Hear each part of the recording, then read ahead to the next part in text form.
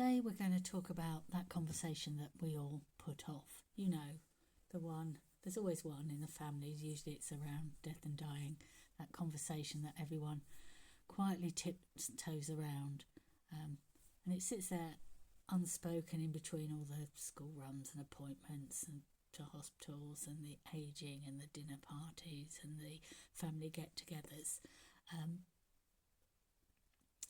And when you ask people why they don't have the conversations, they might say things like, it feels too morbid, or I don't want to upset my parents because we think they're getting old, or parents might say, I don't want to upset my children by talking about the fact that we're going to die. We'll talk about it nearer the time. There's nothing to talk about yet. And I see this again and again. It's a conversation that we all have a tendency to avoid, but one that brings the most relief once it's finally had.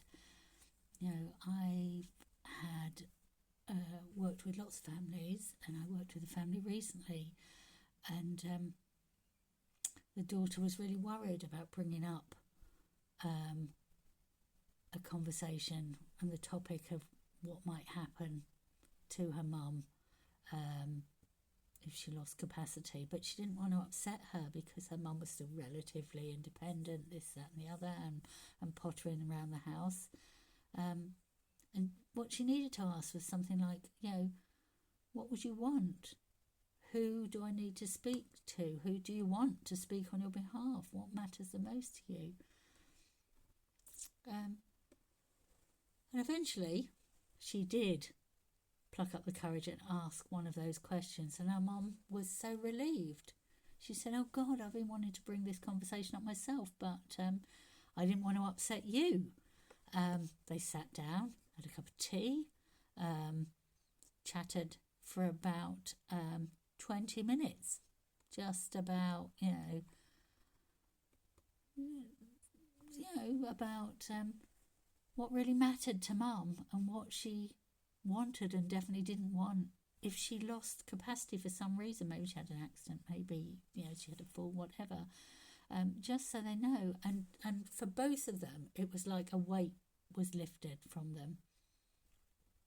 The message from this is, talking about death and dying doesn't bring death and dying closer to us. What it does is it brings clarity, it brings connection, it brings a kind of quiet peace.